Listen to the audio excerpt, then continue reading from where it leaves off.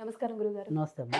గురుగారు, ఇప్పుడు మనకి మే నెలలో వృషభ రాశి వారికి ఏ విధంగా ఉంటుంది? ఇప్పుడు మనకి గ్రహాల మార్పు కూడా ఉంది కాబట్టి ప్రభావం ఏ విధంగా చూపిస్తుందంటారు? తప్పకుండా. వృషభ రాశి వారికైతే గనక బయట వ్యక్తిగతంగా వీరి జాతకం బయటంటే వీళ్ళేదైనా వ్యాపారస్తులనుకోండి, హ్మ్. వ్యాపారాల్లో లాభాలు పెరుగుతాయి. లేదు ఉద్యోగస్తులనుకోండి, ఏదైనా సరే పదోన్నతి గానీ, హ్మ్.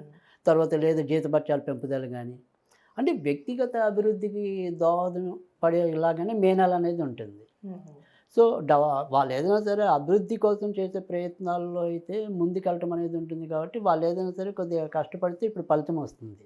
అవును. కానీ ఏ విధంగా ఇబ్బంది ఉంటుందంటే మాత్రం ఇంటి పరంగా మాత్రం చికాకులు పెరుగుతాయి. హ్మ్. అంటే తరచూ ఇంట్లో ఎవరో ఒకళ్ళకి రోగం, ఏదో రకమైన అనారోగ్యంతో బాధపడుతూ ఉంటాం.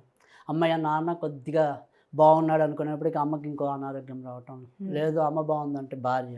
హ్మ్. పెళ్లి ఇంట్లో ఇంకా కాకపోతే తరచు ఆరోగ్య సమస్యలు ఇలా వస్తూ మధ్య ఉంటాయి. మధ్యలో అనారోగ్య సమస్యలు మాత్రం కొద్దిగా ఈ నెలలో ఎక్కువే కనిపిస్తాయి. హ్మ్. సో, దానివల్ల కొద్దిగా ప్రెషర్ అనేది, ఒత్తిడి అనేది ఉంటుంది కానీ, బట్ చివరికొచ్చేప్పటికి ఫైనల్‌గా అయితే చెడేం కాదు కానీ, కొంతవరకు ఆ రకంగా ఒత్తిడి అనేది ఉంటుంది. హ్మ్. తర్వాత విదేశాలకి వాటికి వెళ్ళాలి అనుకున్నా కూడా ఈ నెలలో కూడా ఎక్కువ అవకాశాలుంటాయి. హుహు. సో, అలా విదేశాలకు వెళ్దాం అనుకునే వాళ్ళు కూడా ఖచ్చితంగా వాటికి సంబంధించిన ప్రయత్నాలైతే గనక చేసుకోవచ్చు. మే నెల హ్మ్. అయితే బావుంది. అయితే అండి, ఏమైనా వస్తు కొనుగోలు కొత్తగా కొనాలనుకుంటున్నా, ఇళ్ళకి సంబంధించి కొంతమంది ప్లానింగ్‌లో ఉంటారు. ఈ మే నెలలో చేద్దామని. So, right. చేయొచ్చా అండి అలాంటి పనులు? రైట్. అంటే ఇక్కడ కొనుక్కునేవేవైనా సరే, అంటే హ్మ్. అది ఇల్లులవ్వచ్చు, ఏదైనా. వాహనాలవ్వచ్చు, లేదా బంగారం అవ్వచ్చు, ఆభరణాలు. సో, ఇలాంటివేవైనా సరే మొదటి ముఖ్యంగా మే 18 లోపు ఎక్కువ మంచిది. హుహు. 18. మే 18కి ముందులోనే కొనుక్కుంటే ఎక్కువ మంచుంటుంది. హ్మ్. పైగా కొద్దిగా తేలికుంటుంది. హ్మ్.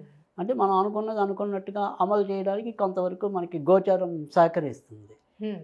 సో, ఏదైనా సరే మీరు అమ్మకానికి పెట్టుకున్నారు. అంటే మీదే మీ యొక్క పాతదైపోయిన మోడల్ కార్ అమ్మేద్దాం అనుకున్నారు.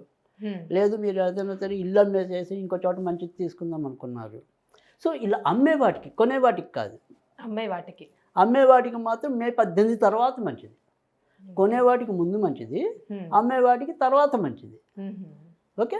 అదే. సో, ఆ రకంగా గనుక మన ప్రేక్షకులు కొంతవరకు ప్లానింగ్ చేసుకుంటే ఇంకొద్దిగా ఈజీ ఈజీ ఉంటుంది. ఉంది.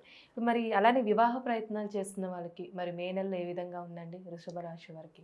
సో, మే నెల అనేది కూడా కొద్దిగా కష్టంగా ఉంటే సంబంధాలన్నీ కూడా దగ్గర దాకా వచ్చినట్టే వచ్చి ఏదో రకంగా కొంత వెనుదిరిగే అవకాశాలు ఎక్కువగా ఉన్నాయి. ఎందుకైతే ఏదైతే ఈ యొక్క వృషభ రాశి ఉందో, ఆ వృషభ రాశికి సంబంధించిన వివాహకారకుడు ఎవరైతే ఉంటాడో ప్రస్తుతం ఇంకా నీచంలో ఉన్నాడాయన. హ్మ్.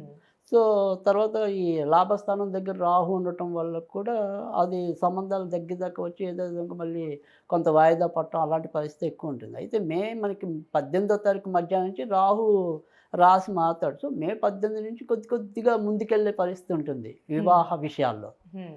కానీ ఎక్కువ బలమైన యోగం అయితే నన్నడిగితే కొద్దిగా వచ్చే నెల జూన్‌లో నుంచి ఉండొచ్చు. హ్మ్. బట్ మే 18 నుంచి కొద్దిగా లిటిల్ బిట్ కొంత నయం. కొంత నయమంటారు. రైట్. అలానే ఇప్పుడు నిరుద్యోగుల గురించండి. అంటే ఉద్యోగాల అవకాశాలు వచ్చే ఛాన్స్ ఉందంటారా మే నెలలో ఇలా ప్రయత్నాలు చేస్తున్న వాళ్ళకి? అవును. అది ఇందాక కూడా మనం చెప్పుకున్నాం. అంటే ఏదైనా సరే వ్యక్తిగత అభివృద్ధికి సంబంధించినంత వరకు కూడా ఈ నెల చాలా అద్వితీయమైనది. హుహు. అంటే కొత్తగా ఉద్యోగం రావాలనుకున్నా సరే, లేదు మనం ఏదైనా బయటికెళ్ళి సంపాదిద్దాం అనుకుంటే సరే. సో, అలా అటు వ్యాపారస్తులకైనా ఎవరికైనా సరే ఇండిపెండెంట్‌గా ప్రతి ఒక్కళ్ళకి ఇప్పుడు బానే ఉంటుంది. ఇంట్లోనే ఏవో రకమైన అనారోగ్యాలన్నాం. హ్మ్. అంతే తప్ప వ్యక్తిగత అభివృద్ధి కోసం అయితే గనుక ఇది రైట్ టైమ్. హ్మ్. సో, మనం కొన్ని నెలలుగా అందరం చెప్తూనే ఉన్నాము. యాక్చువల్‌గా వృషభ రాశి ఒకటి, తులా రాశి ఒకటి. ఇవి యాహ్! 2 కొద్దిగా గోచారంలో ఇప్పుడు కొద్దిగా స్ట్రాంగున్నాయి. హ్మ్. సో, అందుకని ఖచ్చితంగా వీరు ఇదే టైం గోల్డెన్ పీరియడ్‌గా భావించి కొంతవరకు గట్టిగా ప్రయత్నిస్తే సక్సెస్ రేట్ అనేది ఎక్కువుంటుంది. అయితే గురువుగారు, ఈ రాశి వారికి సంబంధించండి ఎలాంటి పరిహారం చేసుకోవాలంటారు? ఎలాంటి విషయాల్లో కొంచెం జాగ్రత్త వహించాలంటారు మే నెలలో? అంటే సాధ్యమైనంత వరకు అంటే ఇప్పుడు ఎవరి ఆరోగ్యం కొంతవరకు అంటే ఇప్పుడు మన ఇళ్లల్లో అమ్మగారు, నాన్నగారు లేదా తోడబుట్టినోళ్ళు ఇలా వీరి ఆరోగ్య విషయంలో మనం అంత జోక్యం చేసుకోలేము. హ్మ్. కానీ వీరి వరకు అంటే వ్యక్తిగతంగా హ్మ్. వీళ్ళ అనారోగ్యాలు కొంతవరకు తగ్గటానికి ఏదైనప్పటికీ కూడా అంటే వీళ్ళకి ఏదైనా వస్తే కొంతవరకు ఈ డైజెషన్ మీద ప్రాబ్లమ్స్ రావడానికి ఉంటుంది. ఓకే. ఈ జాతకులకి. హ్మ్. సో, అందుకని కొద్దిగా వాళ్ళ శరీరానికి ఏది పడుతుందనేది ఒకటి. తర్వాత జీవహ చాపల్యం అంటే కొంతమందికి ఏంటంటే ఎంత తినాలి అనే దాని మీద ఐడియా ఉండదు. సో, ఆ టైంకి అక్కడ పెట్టారు మనం తినేద్దాం అన్నట్టే ఉంటుంది తప్ప, అది తర్వాత ఒక్కోసారి ప్రాబ్లమ్ ఉంటుంది. సో, అది ఈ నెలలో కొద్దిగా ఎక్కువ కనిపిస్తుంది వీళ్ళకి. ఓకే అండి. సో, అందుకని దాని దగ్గర కొద్దిగా కంట్రోల్ అనేది ఉంటే ఎలాగో విడిగా జాతకం బాగానే ఉంది డెవలప్‌మెంట్స్‌కి వాటికి.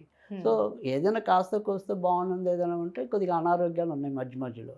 సో, అందుకని వాటికి మనం ఆ రకంగా జాగ్రత్త తీసుకుంటే సరిపోతుంది. ఇక విడిగా ఏదైనా సరే పరిహారాలుగా చూసినప్పుడైతే గనక ప్రస్తుతం అయితే గనక వీళ్ళు ఎక్కువగా దుర్గాదేవిని పూజించుకున్నట్టయితే గనక ఎక్కువ మంచి ఫలితాలుంటాయి. అమ్మవారిని. హ్మ్. అంటే అమ్మవారు బెటర్. బట్ దుర్గాదేవి అయితే ఇంకా ఎస్పెషల్లీ బెటర్. అంటే మనకు అమ్మవారు చాలామంది ఉంటారు. అవును. కానీ ఏదైనా సరే అది దుర్గ రూపంలో అయితే మరింత తొందరగా ఫలించడానికి అవకాశం అంటే ఉంది. శుక్రవారమే అంటారండి? ఇంక ఏ వారం అమ్మవారికి అమ్మవారు అంటే మంగళవారం దుర్గాదేవి. సో, మనం అంటే ఇక్కడ రెమెడీ వరకు. అంటే జనరల్‌గా లక్ష్మీదేవికిను, దుర్గాదేవికి మంగళవారం, శుక్రవారం 2 కూడా మనం మెన్షన్ చేస్తూ ఉంటాం. బట్ ఎస్పెషల్లీ వీళ్ళకి మాత్రం ఇప్పుడు కొద్దిగా మంగళవారాల పూట మంచిది. ఓకే అండి. మంచి పరిహారం తెలియసా గురుగారు. ధన్యవాదాలు.